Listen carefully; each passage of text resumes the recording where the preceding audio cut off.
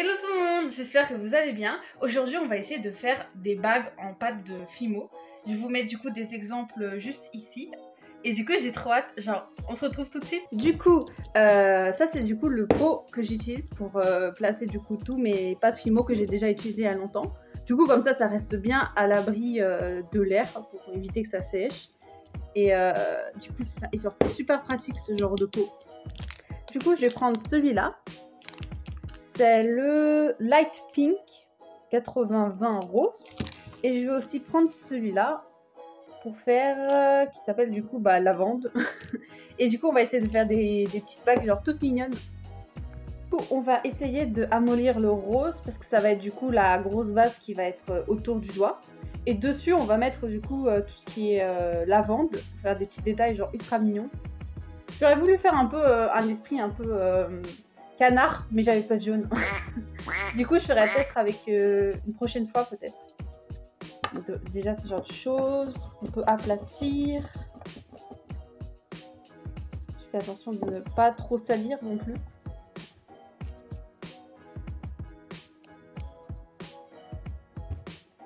Bon, là, je fais un peu à l'arrache, mais l'idéal, ce serait de faire avec des gants pour que du coup, on évite de faire encore plus de traces. Hein.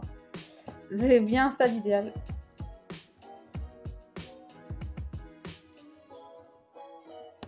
Ok, je sépare, j'essaie de voir à peu près. Parce que du coup, on va aplatir après. On essaye d'aplatir. Je prends ça parce que voilà, j'ai le truc, mais on peut aussi utiliser par exemple les espèces de rouleaux là pour la cuisine. C'est assez pratique. Et du coup, comme ça, j'ai un peu mélangé avec du violet. Du coup, ça fait un peu cet effet là. Un peu marbre, je dirais, mais avec du violet.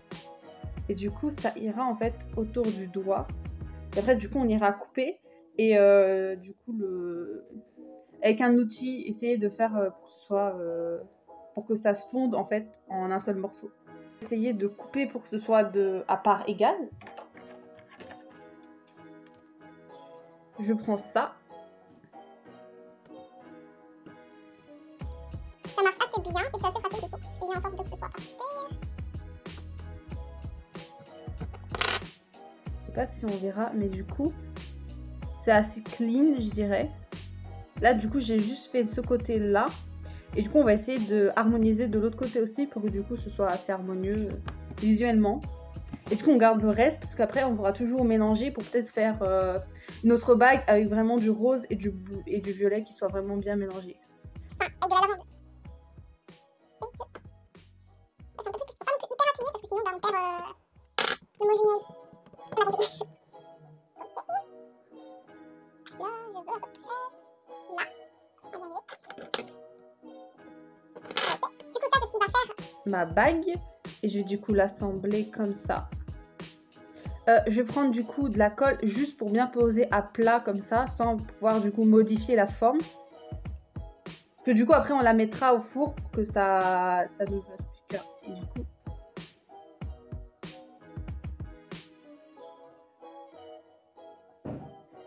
Donc voilà. Donc... Ensuite du coup j'utilise l'outil. C'est pratique du coup quand on ne veut pas trop swiner. C'est souvent utilisé pour faire du coup des petits points pour par exemple les ongles. Et du coup on peut utiliser ça pour du coup avec des légers gestes pouvoir harmoniser la forme.